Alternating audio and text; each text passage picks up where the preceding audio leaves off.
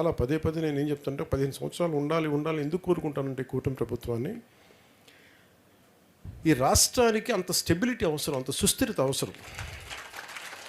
జగన్మోహన్ గారు కూడా అది చెప్తా ఉన్నారు. ఇది మీరు జైలుకి వెళ్ళగానే నేను బెంగళూరు నుంచి మెసేజ్ ఇచ్చానని చెప్పడానికి ఏంటంటే, ఇది చాలా తప్పన పడుతున్నాం అందరం.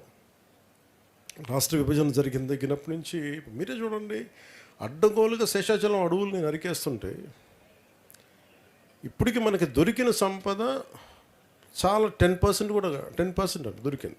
అది వేల కోట్లు ఉంది. ఈ 20 సంవత్సరాలు 15 సంవత్సరాలు ఎన్ని వేల కోట్లు వెళ్ళిపోయిందో మనకు తెలియదు. అలా ఎక్కడికక్కడ దీన్ని మనం కరెక్షన్ చేసుకోకుండా వెళ్ళిపోతే నెక్స్ట్ జనరేషన్కి మనం ఏమిస్తాం? సో మనందరి మీద సమిష్టి బాధ్యత. అది ముఖ్యంగా మీరు నన్ను నమ్మి వచ్చారు మీరందరూ. అంటే ఈ వ్యక్తి ఒక భావాన్ని మోస్తున్నాడని.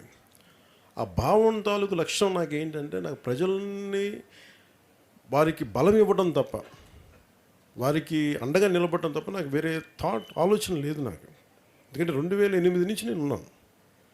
గుర్తింపు కోరుకోలేదు, మెంబర్షిప్ కోరుకోలేదు, ఏది కోరుకోలేదు, ఒక పదవి కానీ.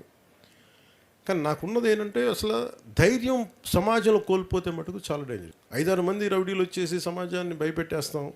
నువ్వు నా నియోజకవర్గంలో సాక్షాత్తు ఒక 3 సార్లు ముఖ్యమంత్రిగా చేసినప్పుడు చంద్రబాబు నాయుడు గారు ఒక నియోజకవర్గానికి నువ్వు రాలేవు, అడుగు పెట్టలేవు అంటే అది ఏమని అనుకోవాలి?